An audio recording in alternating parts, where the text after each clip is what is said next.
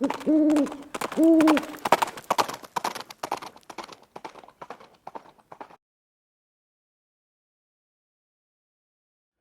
hey guys, it's Viejo here, and we are at the end of the fourth week of October here in 2025. I guess I'm not quite at the end of it anyway.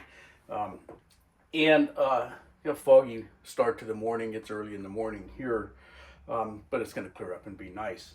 Hey, I got a couple things that I wanted to bring up with you guys that are going to show up here on the channel in the near future.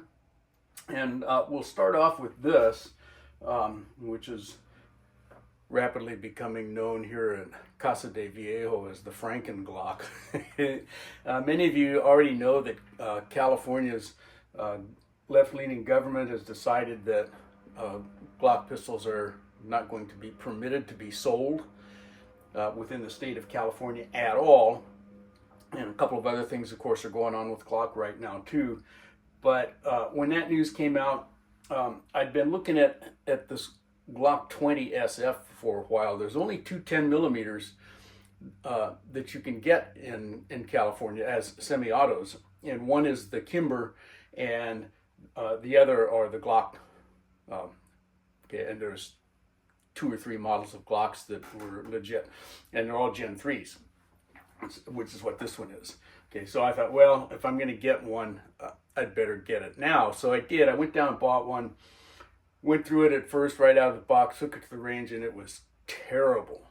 It was the worst shooting of any semi-auto that I ever had. The trigger was just awful at right around 10 pounds, and it just was an awful shooter. I hated it. So it was immediately clear that I was going to have to do something about it. And so we did. We added a couple things. Let's jump down in here and take a look and see what we did to it. Okay, so we want to make a quick note here. This gun is unloaded. There's nothing in the chamber. There's no magazine in the firearm, and there's no ammunition present. But what we got here is a Glock 20 SF, okay, that I made a couple changes to. Probably the most obvious thing that you can see is we got a 6-inch KKM barrel on here. I like the standard rifling more than I like the polygonal rifling that Glock likes to use. The trigger on this was terrible. It was absolutely the worst semi-auto trigger I've ever felt. I took it to the range right out of the box, after going through it, making sure it was going to be safe to shoot.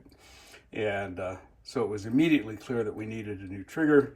I put the extended slide lock on here.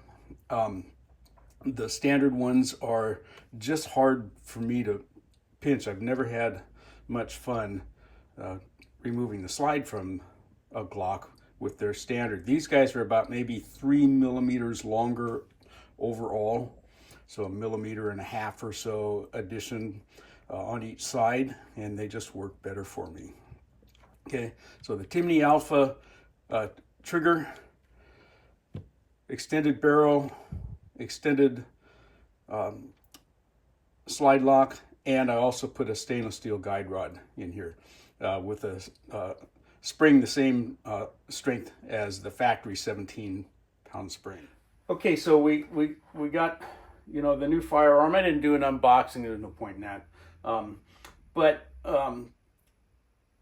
That Timney Alpha trigger took that thing from boat anchor to shooter. Okay, that we went from a 10-pound, probably 10-pound plus trigger pull to 3.5 pounds. So it's substantial. Okay, really made a big difference. Anyway, you'll be seeing this guy in some upcoming videos before too much longer. And we got some new molds in from Lee. Okay, some of you are already aware that Lee Precision has begun manufacturing NLG, no lube groove, also referred to sometimes as HTC for high-tech coated, or slick-sided bullet molds, okay, no lube grooves. And they've got a half a dozen different molds in various calibers out there right now, some in 2-cavity and some in 6-cavity. So I have some of those, and we're going to start showing you those. And as a reminder, we still have the Moldy Monday series going on. It's mostly over there on Rumble. Every once in a while, I'm able to get a little bit of it over here on YouTube channel. And that's kind of my plan for these new Lee molds. I want everybody to have a chance to see those and see what kind of bullets they're producing and so forth. As always, I can't show you the actual casting part of that on YouTube or the hand loading, but we can show you what the bullets look like, show you the molds, kind of go through some of that. So you can be looking forward to that. It'll be a couple weeks out before I start those. But they are upcoming.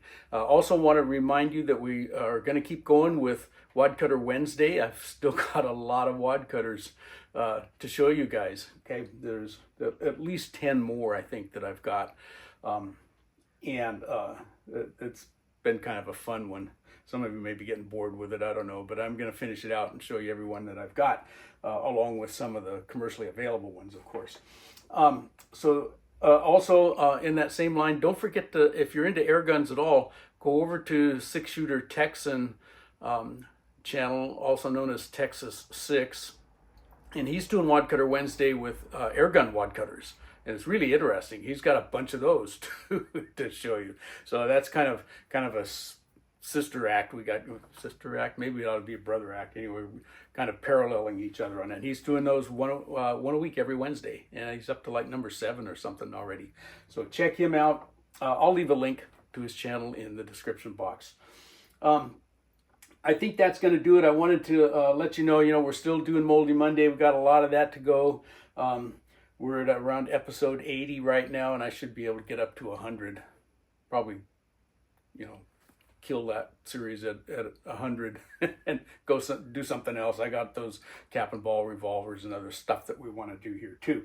Wad Cutter Wednesday, we're continuing with that. We got new molds, got a new firearm that you're going to see, so I wanted to kind of let you guys know what was up with all of that. I think that's about it for this one. I hope you enjoyed that and got something out of it. But from the Viejo bench for now, that's all she wrote.